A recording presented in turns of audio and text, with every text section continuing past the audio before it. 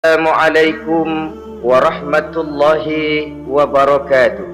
Waalaikumsalam warahmatullahi wabarakatuh. Bismillahirrahmanirrahim. Alhamdulillahi rabbil alamin.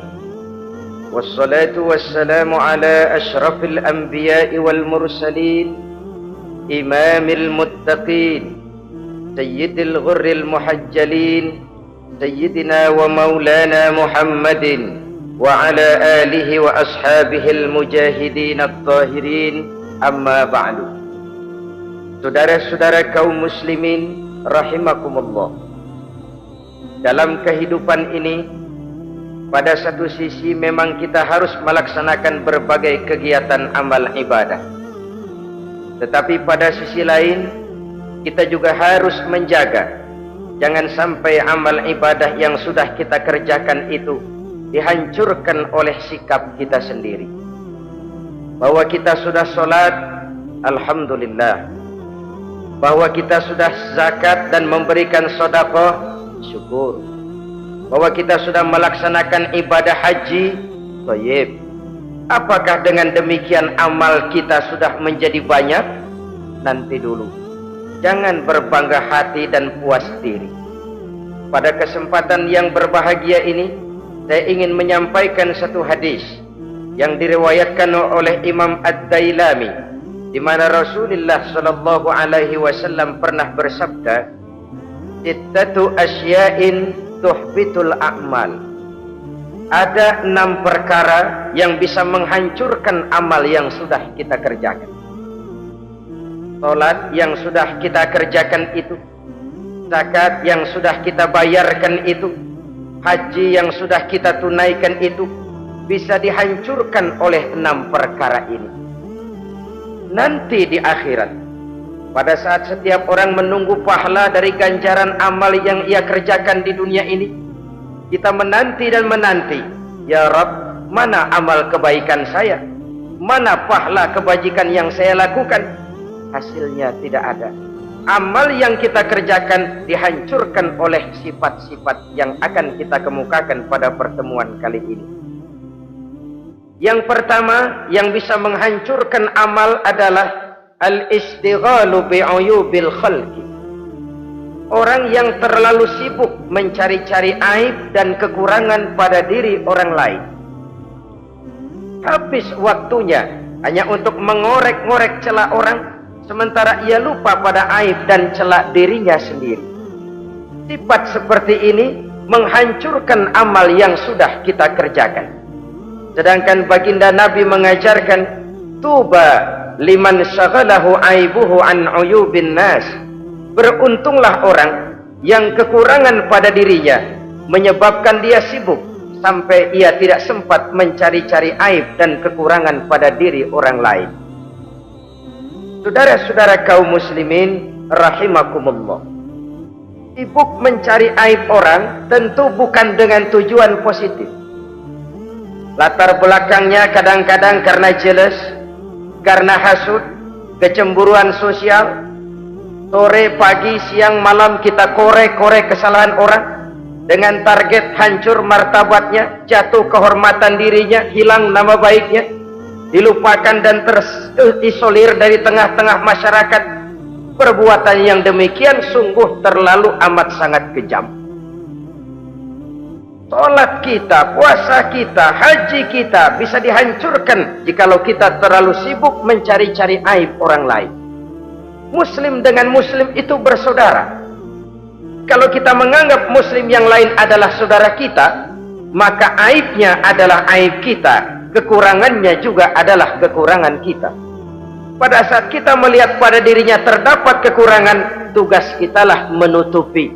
Ini yang dijamin oleh Nabi, man satara musliman satarahullahu fid dunya wal akhirah.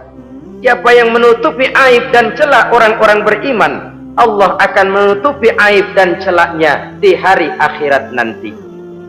Zaman sekarang zaman gosip, zaman sekarang zaman isu, sehingga hal yang 1 meter pun dapat jadi 5 meter, yang 5 meter dapat saja menjadi 10 meter, Kita sibuk membumbui hal-hal yang kita tidak tahu duduk perkara yang sebenarnya. Bahkan lebih celaka, kadang-kadang kita malah sok tahu, memberikan vonis dari sudut pandang kita sendiri. Adalah tidak bijaksana jika kita mengukur baju orang lain dengan badan sendiri. Baju orang lain kita ukur pakai badan kita, tentu saja enggak pas. Begitulah, terlalu sibuk mencari-cari aib orang lain, menghancurkan amal ibadah yang sudah kita kerjakan. Na'udzubillah, summa na'udzubillah. Kadang-kadang hadir majelis taklim di pengajian, ngaji setengah jam, ngomongin orang 2 jam setengah. Tekor, defisit, belum bergeser dari majelis taklim. Ini kan penyakit rohani, di mana kedudukan kita antara sesama muslim bagaikan satu tubuh. Kalau yang satu sakit, yang lain ikut merasakan sakit. Yang satu terhina, yang lain ikut merasakan terhina. Jadi pada saat kita melihat aib orang lain, kita ceritakan di mana-mana, kita bongkar di mana-mana, tentu satu hal yang jelas, kita tidak senang kepada orang itu. Kita tidak senang kepada orang itu.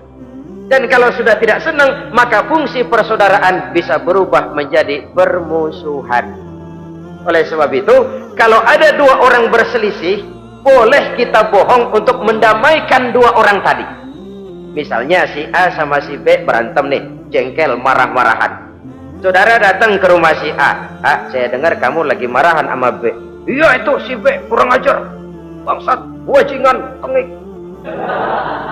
Pokoknya kalau ketemu, awas. Ah, saya kira sih nggak begitu. A, tadi saya ketemu B, dia bilang malah kangen sama sampean.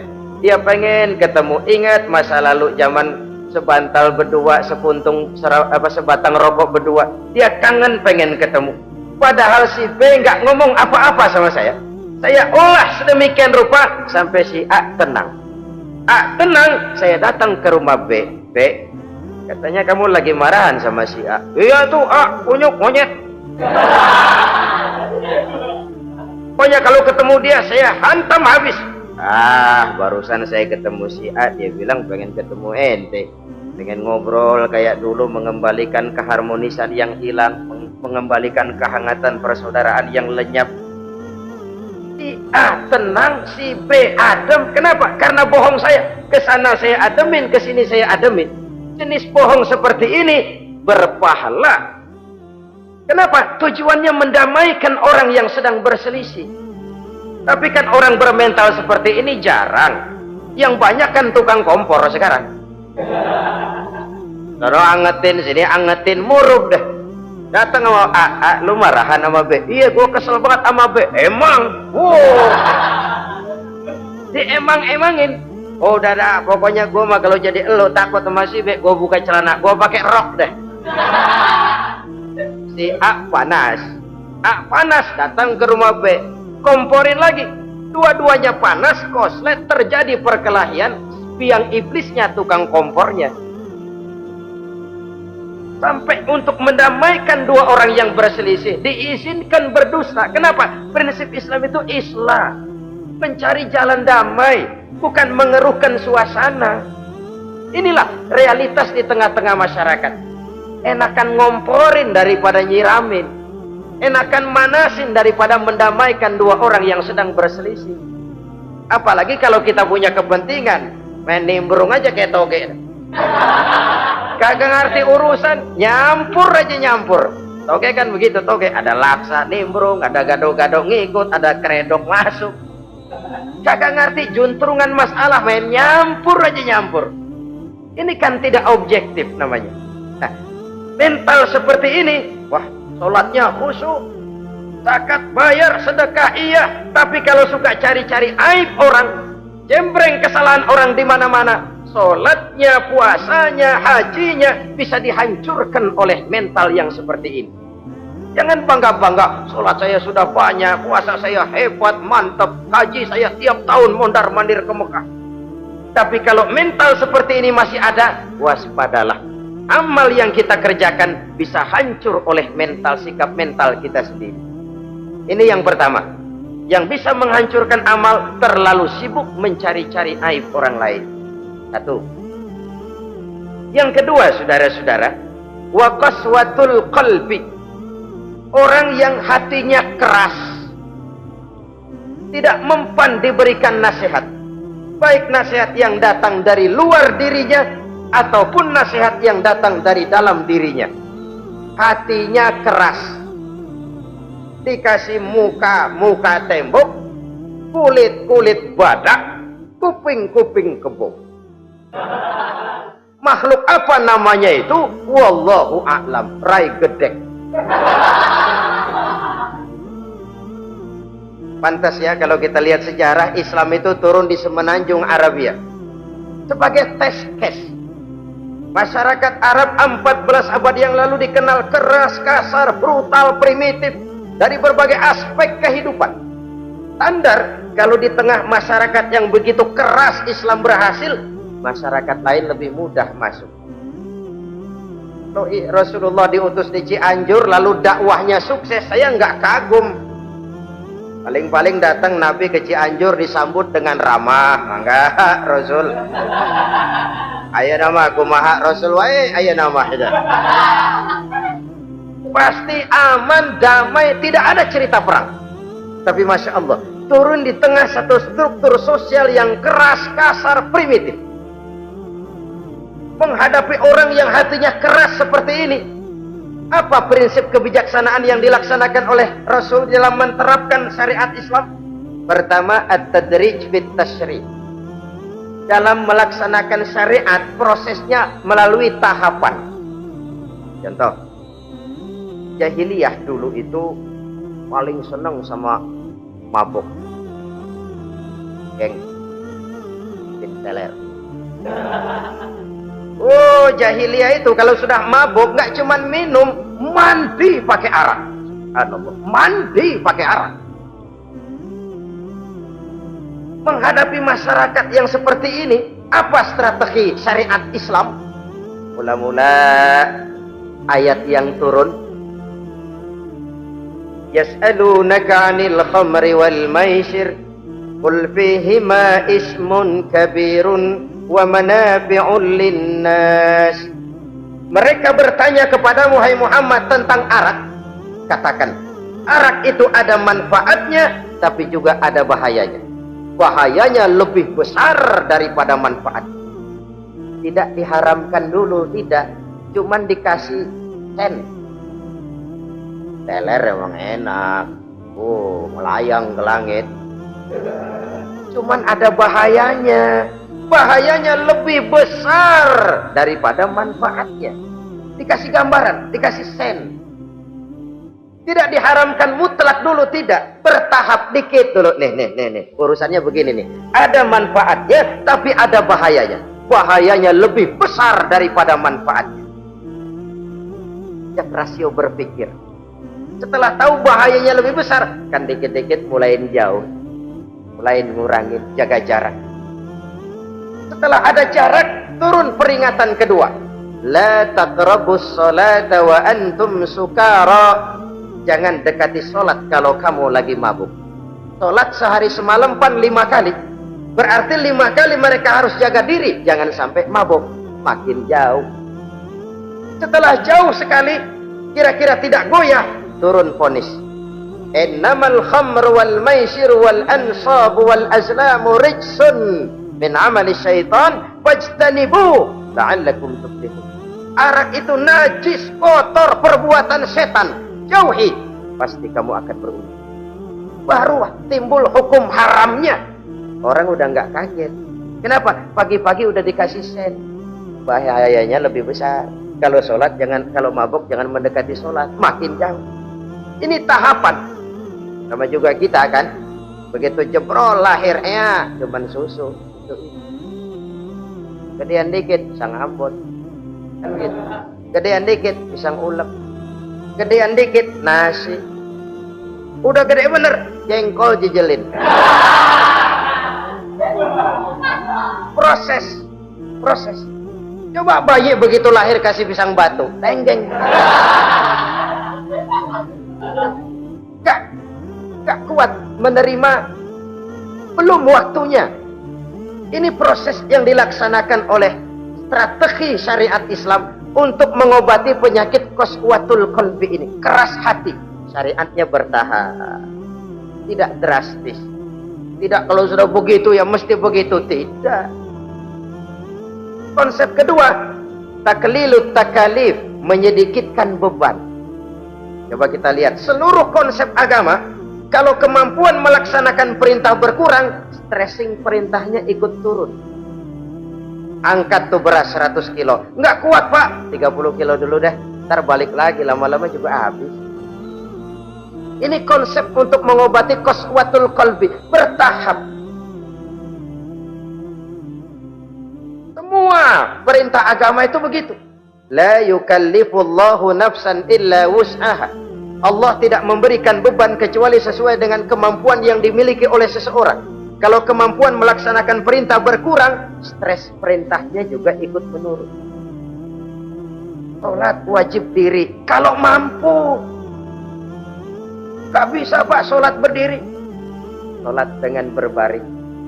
Kalau mampu berbaring gak bisa pak, pinggang kurap. Sholat pakai isyarat.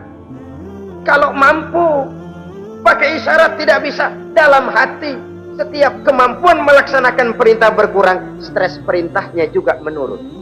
Taklilut takalif ini juga salah satu strategi mengantisipasi kerasnya hati. Nah, konsep yang ketiga dari syariat, al-musawat bainan nas fi takalifil ahkam. Persamaan terhadap manusia di dalam berhadapan dengan hukum Allah. Kadang orang yang hatinya keras itu logikanya jalan, ngukur suasana.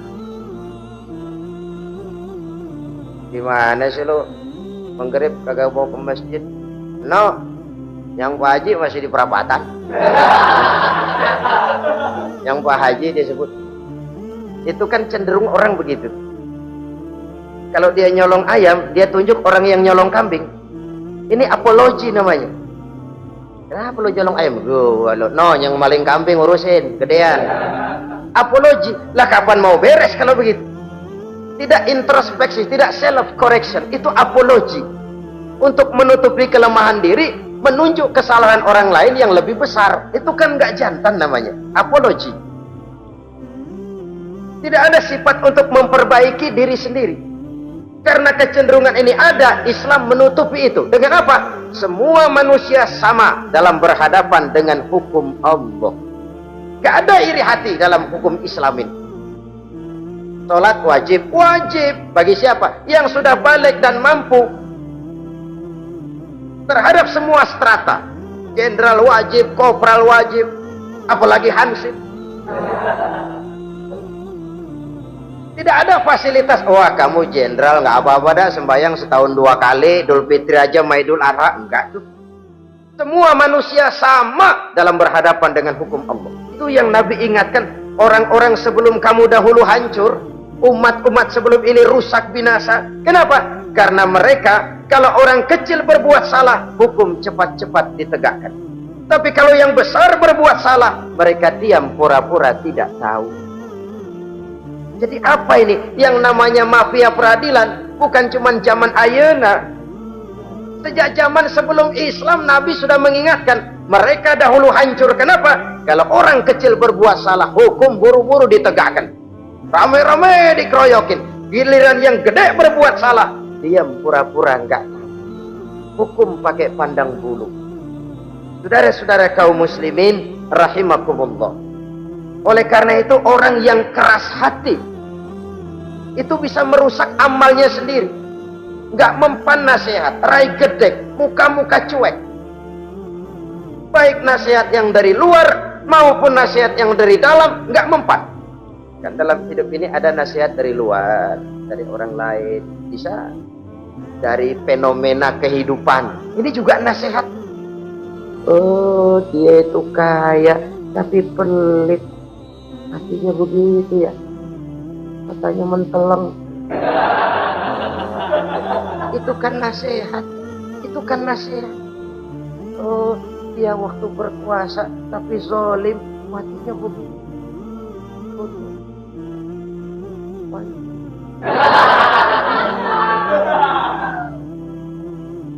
Fenomena kehidupan yang kita lihat, yang kita dengar, yang kita saksikan, itu semuanya bisa nasihat. Unzuru kaifa kana akibatul mukadzibin. Lihat kehidupan ini. Dunia ini kan sebuah sekolahan besar. Semua yang kita lihat, kita saksikan, kita pelajari bisa jadi contoh buat kita. Orang yang bijak yang bisa mengambil hikmah dari manapun datangnya. Baik dari yang baik maupun dari yang tidak baik. Saudara-saudara kaum muslimin rahimakumullah, nasihat yang datang dari luar, dari orang atau dari fenomena kehidupan, atau nasihat yang tumbuh dari dalam diri sendiri, perubahan organisme tubuh, itu kan nasihat. Ya Allah, sekarang cantik jelita, iya sedang sweet 17-an, rambutnya hitam ikal berderai, iya semua memuji, alisnya katanya laksana semut beriring, dagunya bak pauh dilayang. Kalau dia senyum semua orang terpesona. Sekarang 50 tahun yang akan datang coba senyum, kabur orang. Fenomena kehidupan. Apa yang tidak berakhir? Kenapa harus keras hati? Kita kata kita berkuasa, berapa hari kita punya jabatan? Kita kata kita kaya, berapa banyak harta kita? Kita kata kita alim, kita tahu. Apa yang kita tahu dari semesta jagat raya ini? Lalu apa yang tidak berakhir?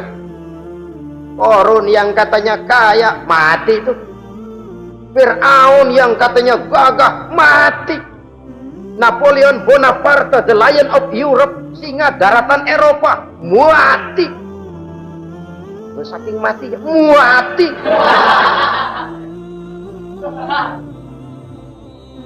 Kenapa harus keras hati?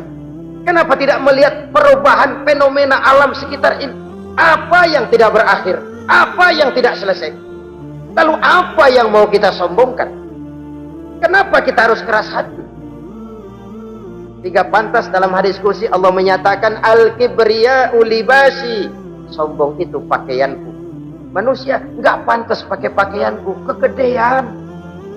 Pakaian Allah mau dipakai. Kalau Allah sombong, udah pantas aja udah. Kenapa? Kagak ada Tuhan lain selain Dia. Udah pantas dia nyombong. Kita nyombong apaan? Oleh sebab itu, beruntung orang kalau diberikan hati yang lembut, mudah menerima kebenaran, peka terhadap kesulitan orang lain, ringan tangan memberikan pertolongan buat mereka yang memang memerlukan. Dan gak semua orang dikasih itu. Gak semua orang. Nah ini ya, Umar bin Khattab sikapnya keras, tapi hatinya gampang menerima kebenaran. Nah lain orang kayak begitu. Keras sikap boleh keras, tapi hati mudah menerima kebenaran. Wah kalau Umar kerasnya kan luar biasa, tapi hatinya kok gampang menerima kebenaran. Ini hidayah. Coba lihat waktu berita Rasulullah meninggal dunia, sampaikan oleh para sahabat, Umar jengkel, cabut pedang. Siapa bilang Muhammad mati, saya tabas batang lehernya. Dia nggak siap menghadapi kenyataan. Emosinya yang jalan, bukan rasionya. Keras. Bilang deh Muhammad meninggal, saya tabas batang lehernya. Untung ada Sayyidina Abu Bakar. Beliau tidak bicara langsung, cuma pidato. Ayyuhan nas, man kana ya'budu Muhammadan fa inna Muhammadan qad mata. Wa man kana ya'budu Allah fa inna Allah hayyul la yamut. Hai manusia, siapa yang menyembah Muhammad, Muhammad sudah meninggal.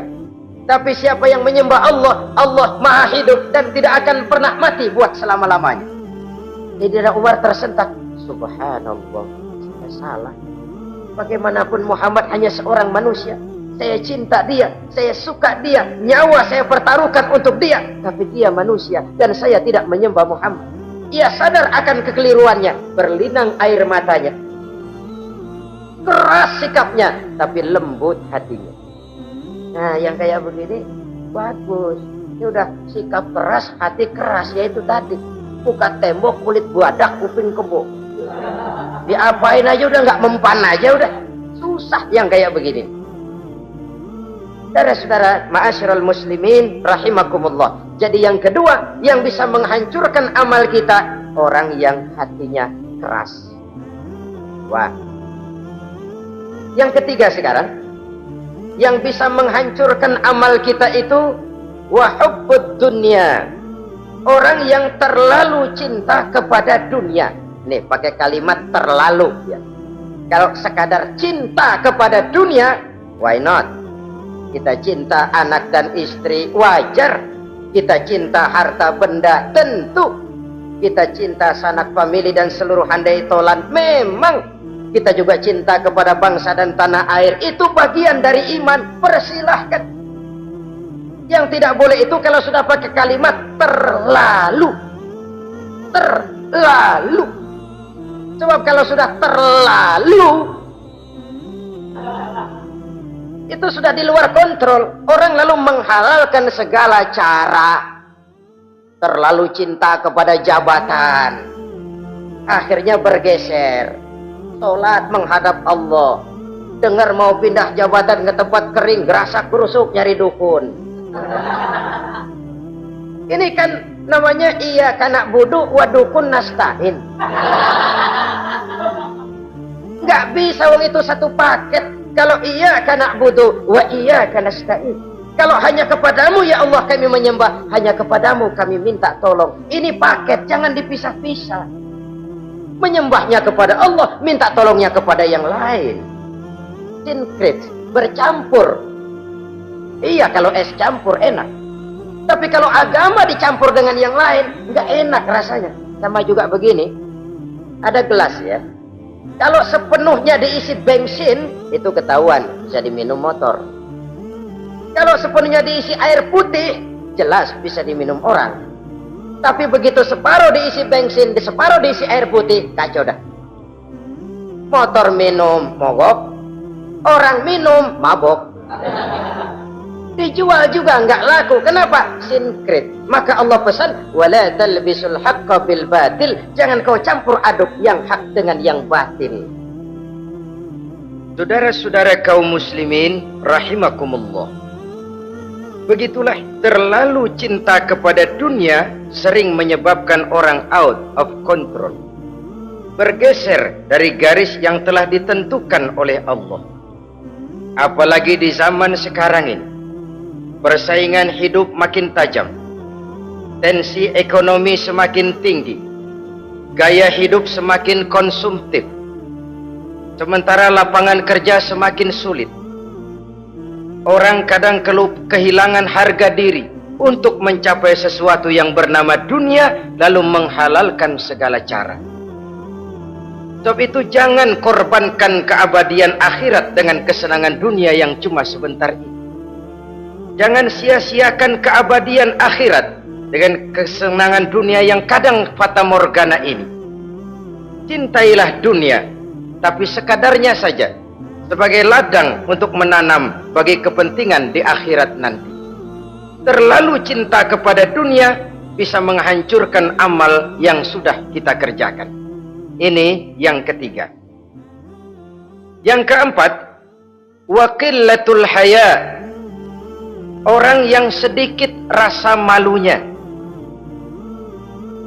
Rasa malu merupakan bagian daripada nilai-nilai keimanan. Apabila rasa malu berkurang, artinya nilai iman juga ikut menurun. Kita melihat sekarang ini banyak orang pakai pepatah Arab dalam hidup ini. Bul ala zamzam fatu'rab, kata orang Arab. Kalau kepengen terkenal, kencingi sumur Zamzam. Itu bakal ngetop ke seluruh dunia. Sumur Zamzam dikencingin. Itu akan terkenal ke seluruh dunia. Terkenal apanya? Terkenal gilanya. Jadi apa maksud pepatah ini? Kalau pengen cepat terkenal, bikin yang aneh-aneh, yang orang lain nggak kerjain, yang orang lain nggak pakai. Nanti kan aneh dilihat orang. Kalau dilihat orang kan cepat ngetop. Pantas apa tidak nomor 18. Yang penting terkenal aja dulu dah. Artinya apa? Rasa malu dikuburin, rasa malu disingkirin. Kalau sudah sedikit rasa malu, tidak terhalang melakukan perbuatan-perbuatan yang negatif. Satu contoh, tujuan utama diperintahkan berpakaian itu kan menutup aurat. Tapi Rasul pernah mengatakan, satu saat nanti akan muncul perempuan yang dikejar merek. Kiblatnya Paris, London, Roma. Imamnya siapa? Pierre Cardin, Christian Dior, Escada, Etienne Egner. Yang dikejar aurat pontang-panting. Ditambah oleh tayangan-tayangan berbagai iklan yang merangsang anak-anak kita untuk hidup konsumtif. Iyo. Cocok iyo jeung urang yo. Terangsang dia untuk konsumtif. Dihadapkan kepada kenyataan. Suasana ekonomi nggak menunjang. Orang tua lemah ekonominya. Dia lihat sekelilingnya, ternyata yang lain juga begitu. Banyak teman senasib, kumpul. Disingkirkan rasa malu. Akhirnya tukang bajai ditodong. Qillatul haya, sedikit rasa malu. Kalau sedikit rasa malu, dia tidak terhalang lagi melakukan perbuatan-perbuatan yang negatif. Dan itu berarti menghancurkan amal-amal yang lain. Sebab itu budaya malu ini sangat penting. Coba kalau dia hinggap di hati seorang pejabat. Pejabat yang punya rasa malu, Masya Allah, membawa manfaat yang besar buat rakyatnya. Contoh saja ya, di Jepang itu ada Perdana Menteri Hosokawa, saudara-saudara dengar. Baru 8 bulan jadi Perdana Menteri. Dia dijuluki Mr. Clean. Skandal cuma 4-6 miliar rupiah. Itu pun buat kampanye kemenangan partainya. Diisukan begitu rupa, malu Hosokawa. Malu mengundurkan diri, baru 8 bulan. Gaya malunya luar biasa. Nah, kalau sudah pejabat nggak punya malu, habis. Kan sekarang umpamanya nih, ada impres desa tertinggal, disunatin. Sampai marah betul itu Bapak, para pimpinan negara kita itu. Tidak ada maaf bagi pejabat yang nyunatin identitas. Kenapa? Kan tipis rasa malu. Turun dari atas sunatin, turun ke bawah sunatin, turun ke bawah sunatin lagi, nyampe bawah tetelan doang dikit banget. Kebanyakan tukang sunat, saudara-saudara. Budaya malu yang nipis. Orang kaya kalau punya budaya malu, bawa rahmat bagi lingkungannya. Ulama kalau punya rasa malu, nggak jual ayat menghalalkan yang haram, mengharamkan yang halal. Bagaimana Kiai? Haram karena belum dapat bagian. Begitu dapat jatah, haram dikit dah. Kiamat umat kalau sudah kayak begini. Budaya malu di segala strata sekarang ini menipis. Dan itu tentu berangkat dari kualitas keimanan. Ini yang perlu dipompa ke permukaan. Dan dilematis memang sering terjadi. Satu contoh, pada satu sisi kita menggalakkan proyek pariwisata. It's okay, kita perlu devisa. Tapi pada sisi lain kita harus menjaga nilai-nilai luhur dari budaya bangsa kita. Jangan sampai kemasukan wisata mancanegara, lalu budaya mereka yang tidak sesuai juga ikut kita serap. Boleh masuk ke Indonesia, pakaian seenaknya, dia mau udah pantas aja udah. Perempuan ayab-ayaban ke pasar pakai kutang doang, boleh, pantas aja. Bocah kita ayab-ayaban ke pasar pakai kaos kutang, perempuan mana panok melulu.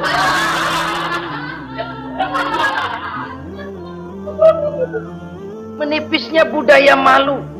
Ada standar bahwa mode, hal kedua, merek apalagi. Yang pertama itu menutup aurat dari sisi berpakaian saja.